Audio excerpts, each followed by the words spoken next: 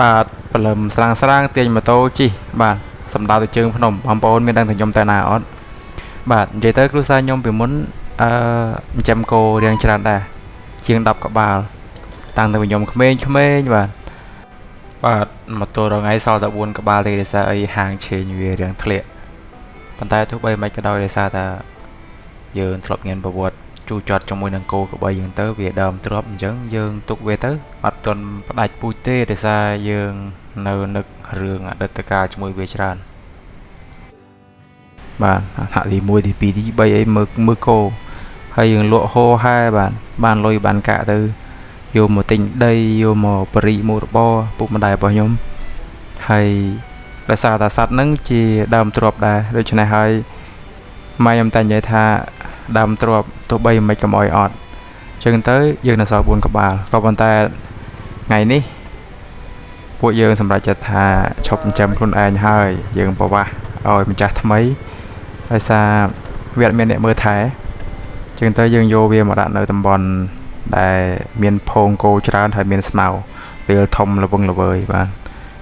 ហើយមើលវាទៅបងប្អូនភ្នំបាទពេលខែភាសាមួយយើងសម័យរូបភាពចេញស្មៅបៃតងបាទដឹងស្អាតកម្រិតណានេះមែនទេទៅនិយាយមែនបងប្រុសម្នាក់ដែលទទួលយកគោ4ក្បាលហ្នឹងគាត់ប្រវាស់គោអ្នកស្រុកទាំងអស់វាចង50ក្បាលជាងអញ្ចឹងទៅចំណូលក្នុងមួយខែរបស់គាត់បើយើងបោកលេងទៅខ្ញុំគិតថាថ្ងៃមុនខ្ញុំគិតថាឃើញ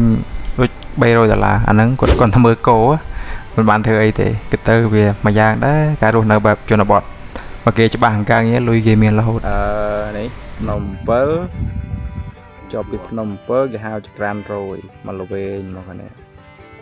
ចក្រានរយនេះមកលវែងពួរជួរវែងមកនេះចាប់មកខាងនេះគេហៅភ្នំជួរទៅខាងនោះជួរជាហៀងភ្នំជួរទៅខាងនោះភ្នំកលេន